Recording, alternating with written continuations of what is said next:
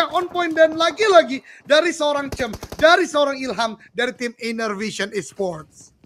Betul, Molotov sudah dilempar dan dipancing, hitmarknya masuk, damage mencicil dan 8 kit langsung digunakan, tapi bakarannya ternyata begitu pedas. Bahkan granat dari pemain Eagle juga berhasil mendapatkan satu pemain dari tim Inner. If harus terknock out dan ini akan ngebuat mereka kelimpungan karena mereka hanya menyisakan 2 pemain yang tersisa. Tapi ternyata TSC juga tertangkap dan hanya menyisakan seorang Cem. Ini menjadi sebuah momentum, apakah bisa di end dan dipulangkan ke arah lobby, tapi ada backup yang akan datang. 2 pemain sudah merespon dan Katalis mendapat tembakan dari arah sebelah kiri. Ternyata ada tembakan yang mengganggu mereka kembali dalam memberikan backup dan follow up-nya. Masih mencari kesempatan untuk mendapatkan sebuah confirm kill.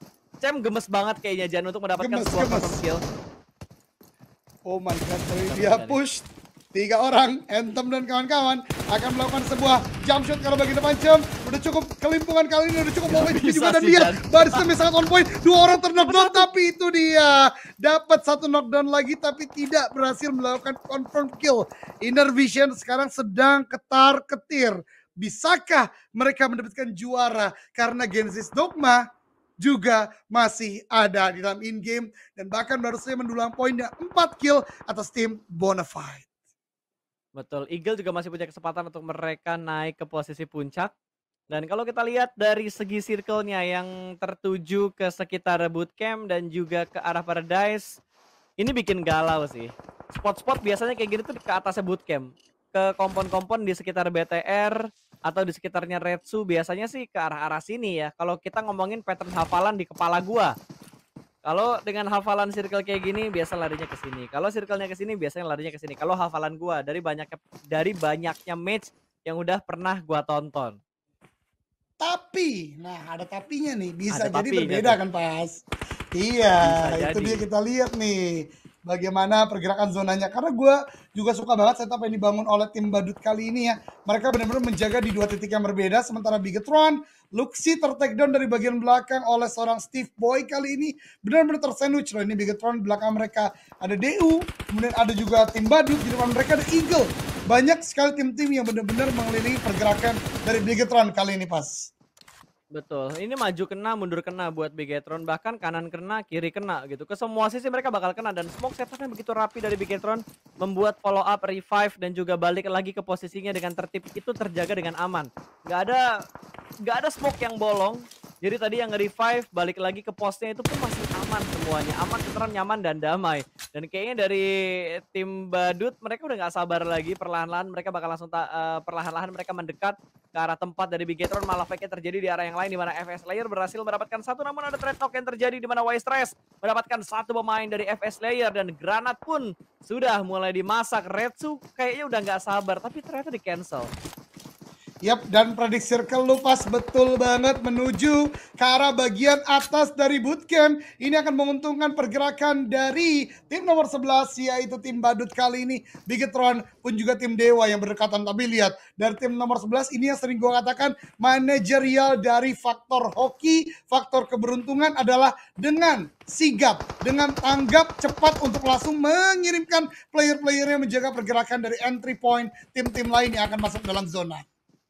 Ya betul, sikap, tanggap, cepat, dan tepat itu yang dilakukan oleh tim 11, tim Badut yang sudah mengamankan arah high ground-nya. Dan kali ini Uni berusaha sedikit memberikan tekanan ke arah tim Badut yang ada di bagian high ground. Langsung melipir lagi ke arah sebelah kanan, sedikit menutup angle shoot dan mengamankan pergerakan dari tim DU. Sudah mulai berkumpul, tapi dari arah sebelah kanan, gangguan datang kembali bertukar ke arah DU, di mana Uni cukup low HP bar-nya, melakukan proning di sebuah pohon tipis.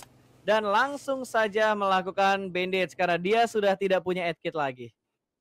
Iya betul banget, dari bagian kanan kita lihat ada tim yang mencoba untuk masuk juga. Tentu ini sebuah unfortunate situation untuk Dewa United karena mereka harus menghadapi, lihat pergerakan dari Thrift yang ada di bagian atas itu tim Badut, dan mereka berhasil touchdown namun untuk berapa lama karena akan terjepit dari bagian belakang. Datang juga tim Tang City Esports yang akan datang dari sisi lainnya. Betul, Drifter sudah dipulangkan ke arah lobby dan tim nomor 9 dari Tang City. Mereka berada di bagian seberang jalan di bawah dari DU persis. Ini ngebuat DU nggak bisa bergerak secara leluasa dan circle-nya bouncing lagi bertukar sebelah kiri sesuai dengan prediksi gua. Ini pattern-nya sedikit hafal gua, model-model circle kayak gini, dan GD masih nyayur kill. Mereka kali ini bertemu dengan Eagle 365, bahkan mereka menjatuhkan satu pemain dari Eagle 365. Benar-benar direpotkan dan Daybot pun berusaha masuk ke dalam zona namun termakan oleh sakitnya Blue Zone. Dua pemain GD terknockout karena Blue Zone yang menyakitkan. Yap, betul banget. Dan kali ini zona menurut gue menguntungkan dua tim, Bigetron Red Alliance dan juga Livescape. Ada Nate dilemparkan oleh Tang City Sport untuk menumbangkan player-player Dewa United. Ada Steve Boy dan Uni terdeteksi di sana, ditembak saja tapi tidak bisa memberikan knockdown untuk sementara waktu. Walaupun udah low HP banget, namun dari atas ternyata tembakan dari Mace on point. Uni, what happened? Uni belum terdeteksi kan di sana? Oh my god. Kayaknya udah ketahuan nih, Jan. Dia udah nembak tadi kan ya? Iya betul banget, udah ke arah sana kan. Tapi justru belum berikan knockdown. Sementara Tang City Sport yang udah mulai terdorong oleh zona, ter-take down lagi satu orang. Uni bergerak dan ini akan menjadi akhir bagi Dewa United. Benar-benar nyayur pasta dari tim badut kali ini yang bergerak dari bagian selatan zona. Betul, dan splitnya mereka tuh komit banget loh. Mereka hanya menggunakan dua pemain mereka untuk menahan pergerakan dari DU yang datang dari lower ground, dan dua pemain mereka lainnya itu fokus buat ngintipin ke arah Bigetron yang sudah mendapatkan sebuah kompon. Dan tiba-tiba pengikisan massal terjadi di circle yang kelima menuju ke circle 6. Circle ke-6 juga sudah mulai menutup dan menyisakan hanya dengan 4 tim saja dengan 11 orang yang masih hidup. Lagi-lagi tidak ada healing game pasta, benar-benar gameplay yang luar biasa kali ini. Livescape masuk, langsung memberikan pressure yang cukup banyak tadi ke arah tim badut. Kemudian juga dari bagian kirinya tim nomor 2 Eagle pun cukup melingkungan kali ini, bahkan Alpha dipulangkan.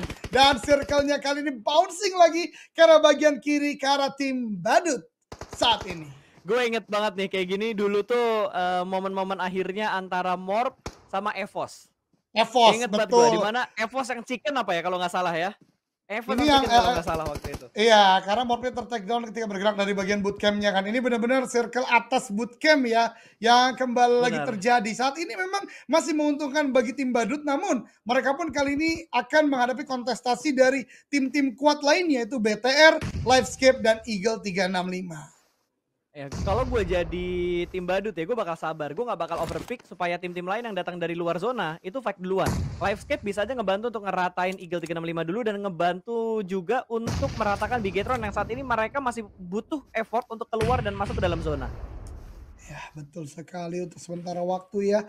Itu yang mungkin akan terjadi, namun lihat. Dua granat bareng gitu. Tipis ya, tipis banget. Tipis banget. Namun lihat Bigetron udah mulai merangsek nih pas masuk ke arah defensif bagi tim badut. Bisakah mereka untuk maju karena kalah secara kuantitas. BTR hanya 3 orang dan ini dia maju perlahan ke arah bagian depan, tapi ada Nate lagi dari Livescape dilemparkan.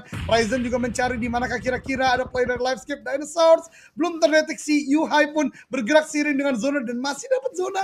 Hati-hati tim badut. Yuhai bisa menjadi the miracle untuk Bigetron Red Alliance. Betul, 3 pemain dengan 13 kill sudah mereka dapatkan, bahkan satu pemain katalis dari Eagle 365 sebagai pemain terakhir pun berhasil diratakan oleh Bigetron, 14 kill. Dan Yuhai sudah menyumbang 3 kill untuk Red Alliance kali ini. Smoke sudah pop up tapi step sudah mulai terdengar, belum ada tembakan dari Yuhai. Masih menunggu kedatangan dari seorang Mes dan happy birthday Yuhai dengan kesabarannya berhasil mendapatkan satu pemain lagi. Dan kali ini sudah mulai nge-spot pertahanan dari tim badut. Satu persatu sudah mulai pecah, naik ke bagian atas, cukup percaya diri Yuhai. Yolo move berhasil mendapatkan satu pemain lagi, bahkan ingin langsung dipulangkan menuju ke lobby. Hampir mendapatkan yang kedua, tapi kali ini mengganti dengan menggunakan M4 dan Yuhai masih berada dengan posisi yang sama mencari keberadaan dari tim badut. Lompat langsung ke arah batunya dan ternyata sedikit diam, namun ada follow up damage dari pemain-pemain Bigetron yang lainnya dan rata sudahkah? Masih menyisakan satu pemain dan dengan kiri dan winner chicken dinner untuk Red Alliance di match yang terakhir. Cukup banyak kill yang mereka bawa di match terakhir kita. Wow.